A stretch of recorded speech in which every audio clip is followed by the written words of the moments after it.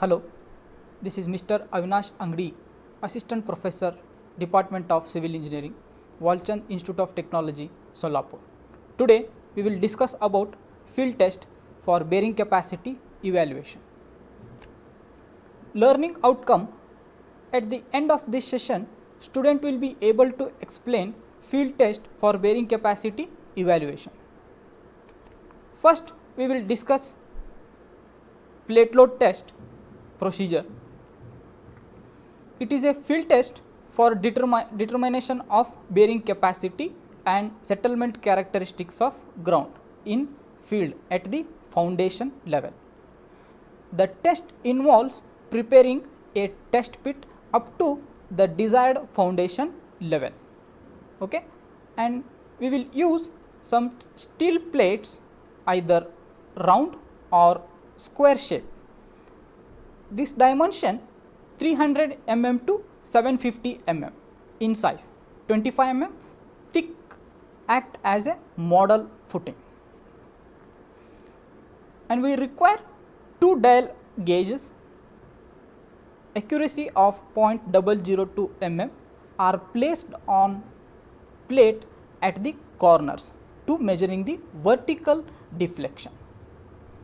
Loading is provided either as a gravity loading or reaction loading. For smaller load, gravity loading is acceptable, where sandbags apply the load.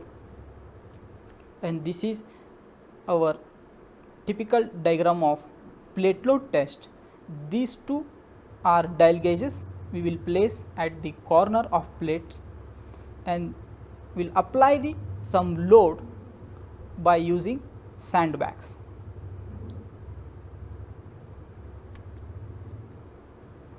In reaction loading, a reaction truss or beam is anchored to the ground.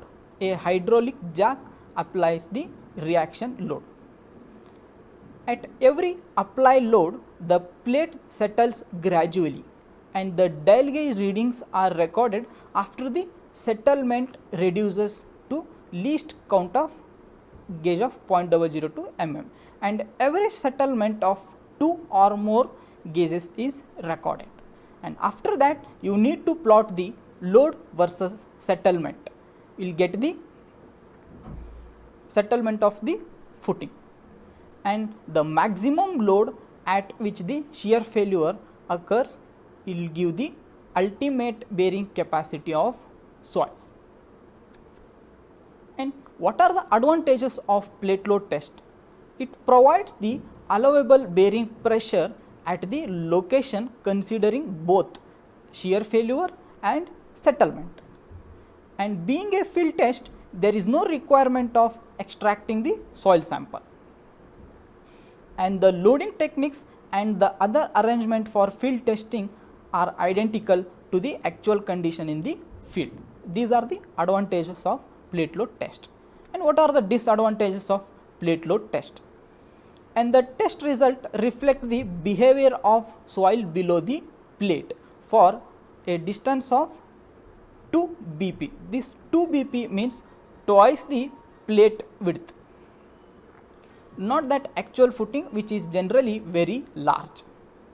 Okay, and it is essentially a short duration test, hence it does not reflect the long term for consolidation settlement of clayey soil. Size effect is pronounced in granular soil. Correction for size effect is essential in such soils. And next, one more field test, that is standard penetration test for IS 2131-1963. This is the typical diagram of standard penetration test, and this is the borehole, and this is split pun sampler, and this is hammer 65 kg weight, and we free fall of 750 mm or 75 centimeter. We will look into procedure. It is a field test to estimate the penetration resistance of soil. Okay, and it consists of split pun sampler, and this split pun sampler dimension outer diameter is 50.8 mm and internal diameter is 35 mm. Minimum 600 mm long and 65 kg hammer freely dropped from the height of 750 mm or 775 centimeter. Test is performed on a clean hole up to 50 mm to 150 mm in diameter. Next, you place a split peen sampler vertically in the hole, allowed to freely settle under its own weight or with blows for first 150 mm, which is called seating drive. The number of blows required for the next 300 mm penetration into the ground is the standard penetration number. It's called as N. After you apply some desired corrections such as overburden pressure, saturated fine or fine silt and energy.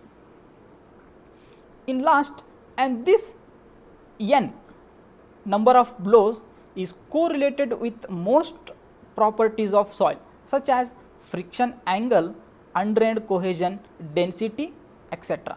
By using this number of blows, we will correlate with the friction angle, undrained cohesion and density of the soil.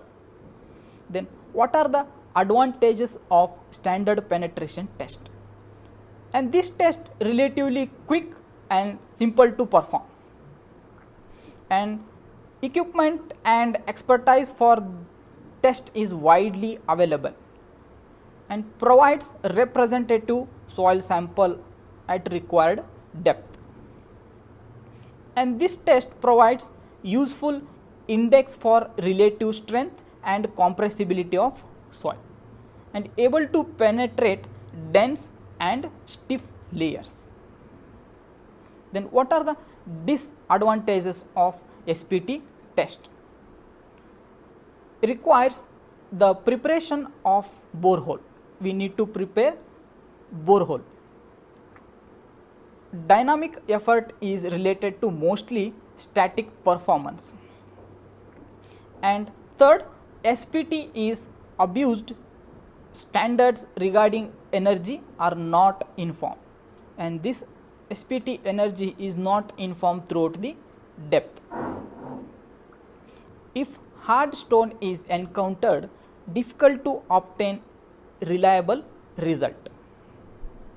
And last disadvantages of this test, not possible to obtain properties continuously with depth. And these are the references. Thank you.